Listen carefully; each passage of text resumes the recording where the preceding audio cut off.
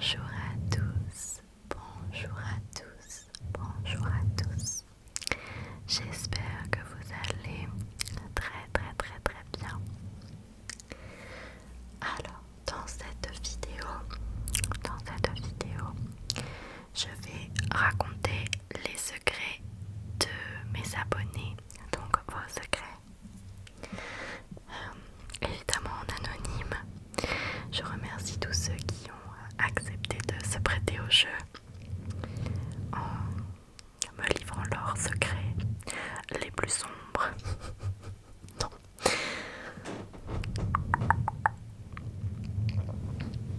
Alors, je ne sais pas du tout combien de temps va durer cette vidéo. Je ne sais pas du tout si ça va vous plaire. Je n'ai pas trop lu les secrets en avance pour découvrir avec vous. Mais je vais pas trop faire de commentaires parce que c'est pas vraiment le but. Le but c'est vraiment juste de se détendre avec vos petites révélations. Alors, donc je vais commencer tout de suite.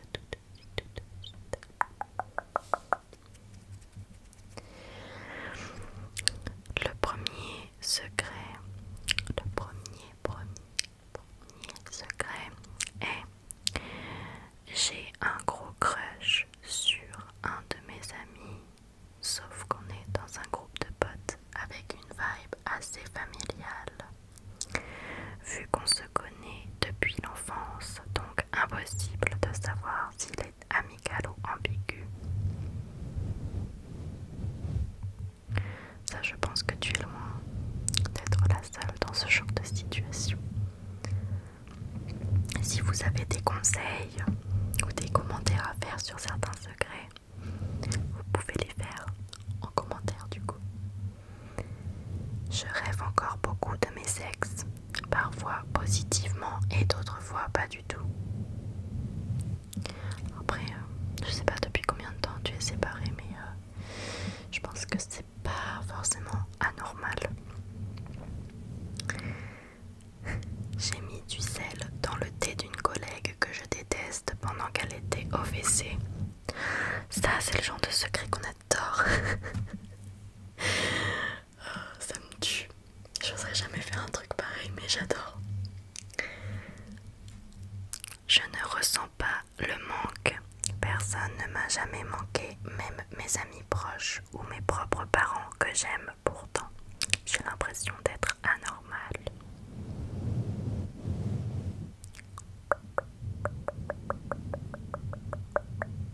Je pense que là-dessus on est tous différents, tu sais. Il y en a qui ressentent le manque très rapidement et très fortement.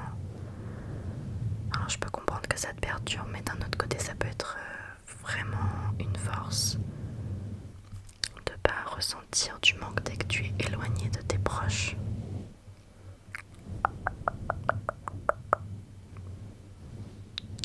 Autre secret, je suis jalouse de la copine du meilleur ami de mon copain, car il m'a dit qu'il la trouvait jolie.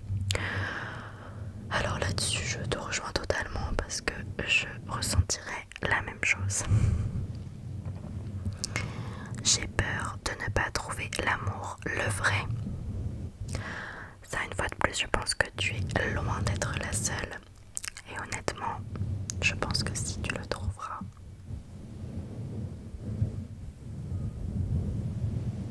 Mais la plupart du temps, ça nous tombe un peu dessus. Sans vraiment l'avoir cherché. Mon secret, c'est que j'écoute de l'ASMR. Ça, une fois de plus, je pense que tu n'es pas le ou la seule. Parce que pour qui l'ASMR est un secret. Ma belle-sœur me fait vivre un enfer. J'ai mis de la crème dépilatoire dans son soin chevelu. Dans son soin cheveux, pardon. J'adore. C'est comme le sel dans le thé, j'adore. Réglisse approuve également. Par contre, on veut connaître le résultat du coup. Est-ce que c'est retrouvé sans cheveux? Je serais curieuse de savoir. chercher parce que vous rigolez pas. Moi on me fait ça, je pleure. Alors on va passer à des secrets qui sont un petit peu plus longs, style un peu story time. Donc on va lire ce secret-ci. Je vais sur mes 19 ans et malgré ça, je suce mon pouce depuis toute petite. Ça a beau être seulement quand je suis seule et quand je suis anxieuse et ou fatiguée, ça me gave d'avoir cette habitude de bébé. Je choisis ce secret déjà parce que je n'en ai pas des masses qui me viennent. Je n'ai pas une vie palpitante. Et puis surtout, je jette une bouteille à la mer, mais ça peut être une occasion de trouver des personnes un peu dans mon cas dans les commentaires et peut-être trouver des solutions. Tout sauf le vernis amer, pitié. Alors, effectivement, je pense que tu n'es pas la seule dans ce cas. On a tous plus ou moins des tics. Moi, quand j'étais petite, bon, c'est assez classique, mais je me rongeais les ongles vraiment beaucoup. Et effectivement, le vernis amer, ça fonctionnait pas. C'est vraiment, je sais pas si on peut parler de déclic, mais en fait, un jour, j'ai juste arrêté. C'est tout. Et j'étais pas genre obsédée en mode il faut absolument que j'arrête. C'est juste qu'un jour, j'ai juste arrêté. Je ressentais plus le besoin. Donc maintenant, sucer son pouce, oui certes, c'est associé à un truc un peu de bébé. Mais je pense aussi que c'est tout simplement quelque chose qui te rassure. Comme tu dis, quand tu te sens anxieuse, ben voilà, ça te permet de te rassurer. C'est souvent à ça que nous servent nos tics. Donc il n'y a pas de raison d'avoir honte.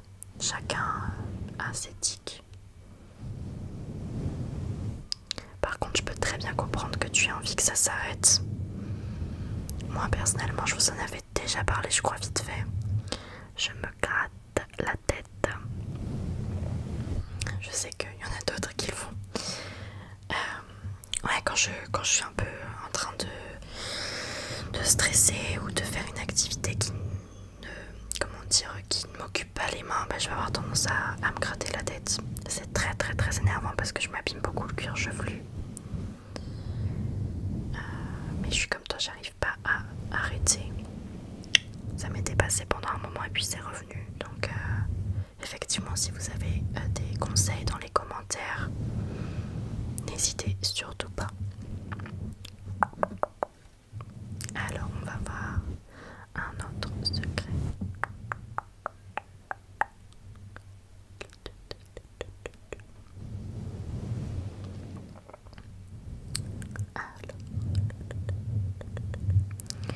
Mon petit secret, c'est que j'ai été en crush sur un gars très longtemps. Et ensuite, quand il l'a su, d'ailleurs, je ne sais pas comment, mais peut-être qu'il a dû le voir au fur et à mesure, quand il a commencé à accrocher comme moi au début de l'année avec moi, mais que moi, le souci, c'est que je n'étais plus du tout sur lui. Eh bien, j'ai fait ce qu'il ne faut pas faire, je ne lui ai pas dit et j'ai continué à faire genre que je l'étais, toujours pas par méchanceté, mais juste par le fait que j'aimais bien plaire pour une fois. Bien sûr, cela s'est passé en fin d'année et on passait au lycée, mais je ne recommande pas de le faire. D'ailleurs, je n'en suis pas très fière, mais bon, chacun ses erreurs d'ado. Je peux comprendre, c'est quand même très très gênant. Moi, j'ai beaucoup de mal à décevoir les gens ou à leur faire de la peine ou à leur dire non.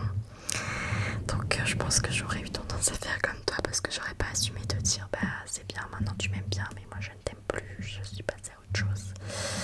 Donc, effectivement, je ne recommande pas, mais je peux comprendre que ce soit difficile de décevoir les gens. J'ai beaucoup de mal aussi. On va dire que ça partait d'un bon sentiment.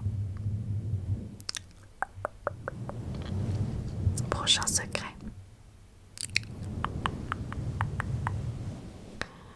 J'étais en dernière année de lycée et j'avais deux meilleures amies qu'on va appeler, on adore quand on a des noms, j'adore ça, Manon et Caroline. Donc Manon et Caroline, ce sont les deux meilleures amies de notre protagoniste. En gros, j'étais une fille qui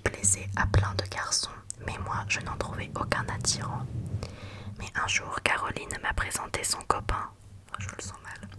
Il était grand, yeux bleus, cheveux en curly, drôle, bref, mon style quoi. Alors on faisait une sortie à 4, Manon, Caroline, le copain de Caroline, qu'on va appeler Noah. Donc nous avons aussi Noah et moi. On était sortis manger une glace et faire des photos, sauf qu'on s'est vite fatigué, donc on est rentré dans mon appart, vu que c'était le plus proche, et on voulait s'organiser une petite soirée film seul. Il y avait ni boisson ni chips, vu que moi j'étais trop fatiguée et que Noah lui prenait sa douche. Caroline et Léa sont allées chercher, elles, les boissons au Carrefour juste à côté et les chips dans un petit magasin à 40 minutes, puisque c'était le seul qui vendait nos chips préférés à tous. Je précise que préféré est en majuscule parce que c'est important les chips. Quand même. Je suis sur mon canapé et Noah est toujours sous la douche. Je traîne un peu sur TikTok tranquillou pépouze. Tout allait bien jusqu'à ce que Noah sorte de la douche. Alors, j'ai eu peur, mais il était habillé, c'est précisé quand même. Il était habillé, il sentait très bon. Oh, attends, on retourne en arrière, j'ai oublié de te préciser que je m'étais mise en pyjama, mini-short et débardeur. C'est important. Donc Noah me rejoint sur le canapé, on discute, sauf qu'à un moment, une sorte d'alchimie se crée entre nous. Le feeling passe vraiment bien, c'est fluide, c'est vraiment plaisant de parler avec cette personne et cela ne m'était jamais arrivé avec un mec, alors que j'ai parlé à beaucoup quand même. Sur le moment, avec l'adrénaline, on s'approche tous les deux et on s'embrasse d'une fougue, mais totalement incroyable pendant au moins 15 minutes. Et on s'est arrêté que lorsque mon téléphone a sonné.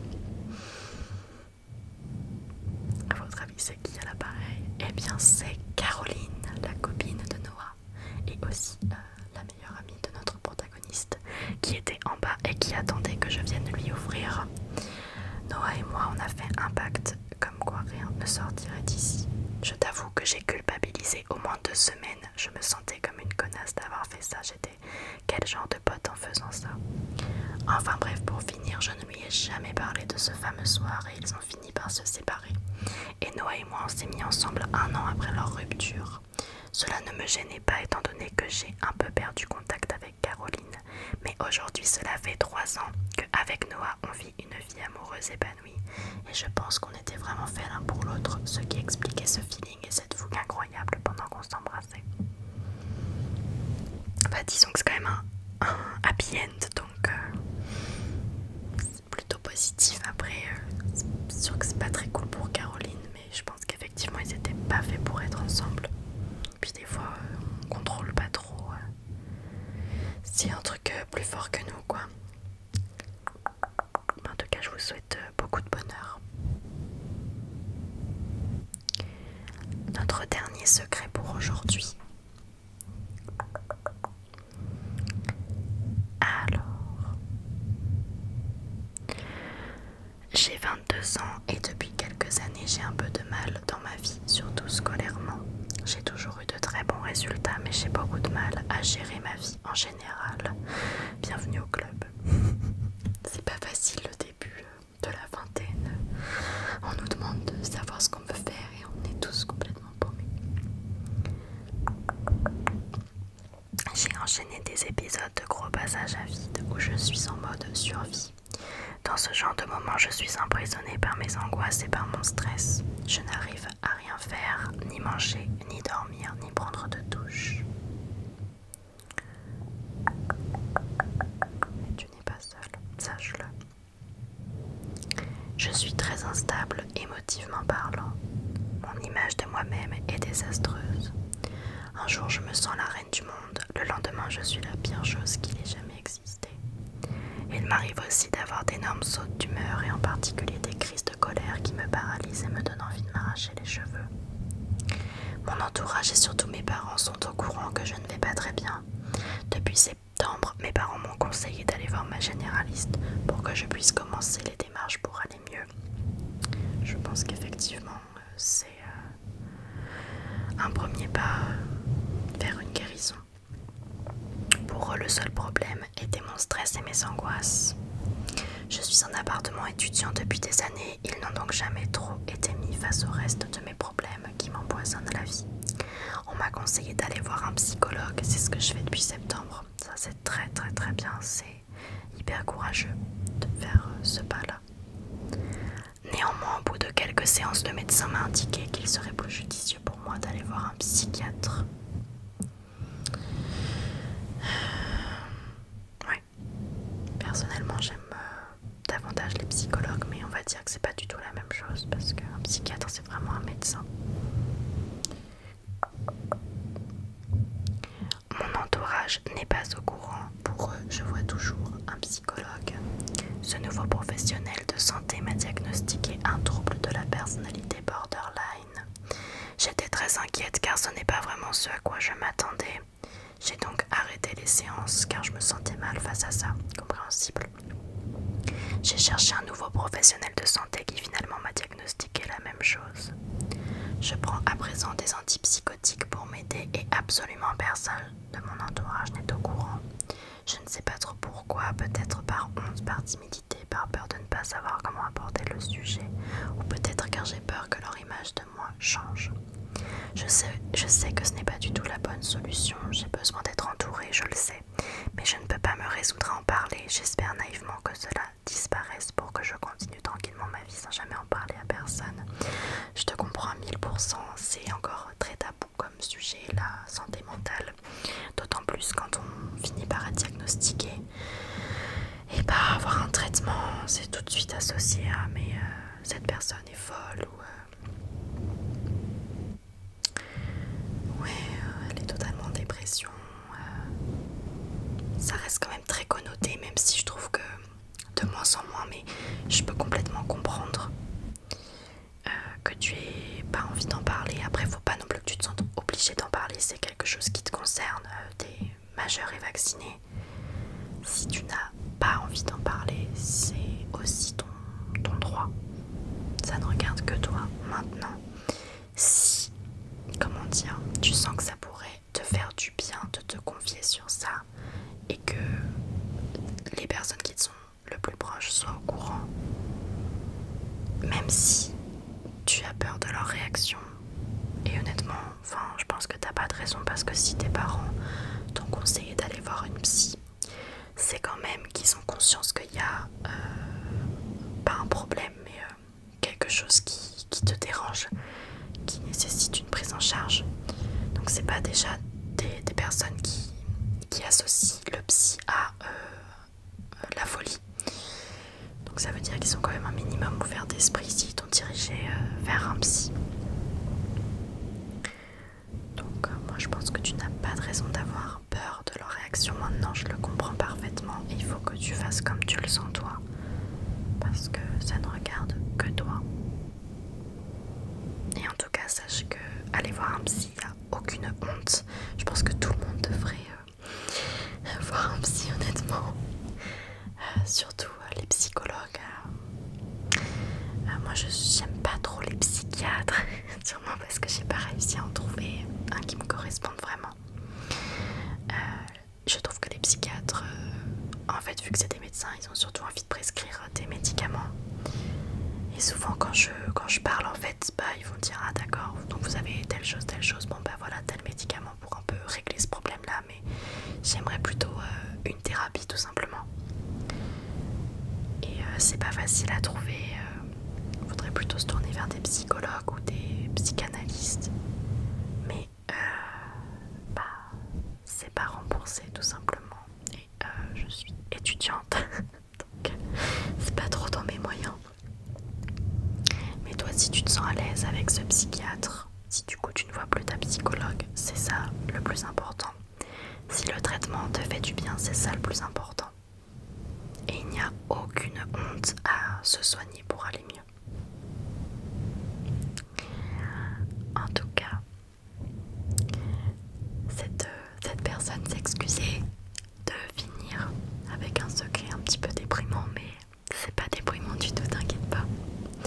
C'est des problèmes qu'on rencontre à peu près tous, et s'il y en a qui n'ont aucun souci de santé mentale, vous avez beaucoup de chance. Mais il faut pas avoir honte de ça, c'est pas déprimant, c'est normal d'en parler, y a pas de souci.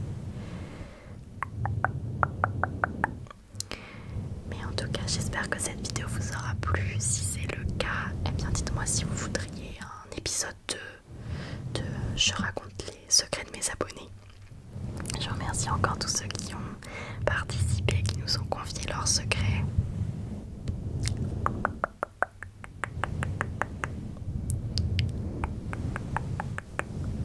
Je vous fais de très très gros bisous.